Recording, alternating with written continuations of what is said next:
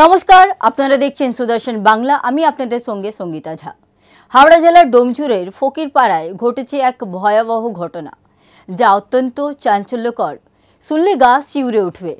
প্রতিশ্রুতি ছিল চাকরির, কিন্তু শেষ পর্যন্ত তা পরিণত হলো 6 মাসের যৌন নিপীড়ন, মানসিক নির্যাতন এবং পৈশাচিক শারীরিক অত্যাচার। এই ঘটনা শুধু একজন মেয়ের জীবন ধ্বংস করেনি, বরং ফের একবার মুখোশ খুলে দিয়েছে পশ্চিমবঙ্গের আইন শৃঙ্খলা পরিস্থিতির। ঘটনাটি 2023 সালের ডিসেম্বরে শুরু। আর্থিকভাবে দুর্বল পরিবার থেকে আসা এক যুবতীর ফেসবুক মারফত পরিচয় হয় এক যুবক আরিয়ান খানের সঙ্গে। আরিয়ান নিজেকে একটি ইভেন্ট ম্যানেজমেন্ট কোম্পানির মালিক বলে পরিচয় দেয়। চাকরির লোভ দেখিয়ে ডেকে নেয় হাওড়ার ডোমচুরে তার ফ্ল্যাটে, কিন্তু সেখানেই ঘটে ভয়ঙ্কর পালাবদল।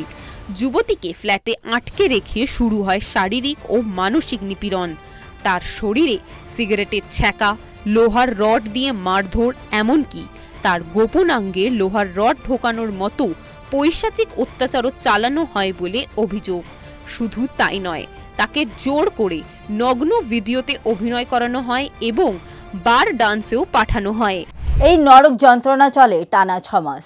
শেষ পর্যন্ত কোনোভাবে পালিয়ে এসে ওই যুবতী গিয়ে আশ্রয় নেয় খড়দা থানায়। বর্তমানে সে আশঙ্কাজনক অবস্থায় ভর্তি হাসপাতালে।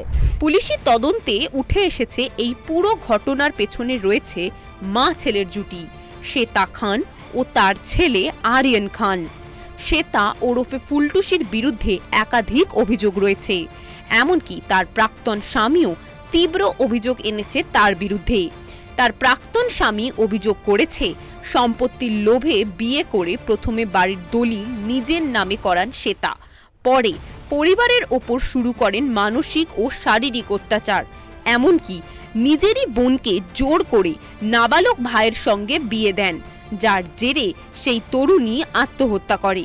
এখানেই শেষ নয়, পুলিশ জানায় ফ্ল্যাটে রয়েছে সিসিটিভি, তবে সেটি তালাবদ্ধ, প্রবেশ করা যাচ্ছে না।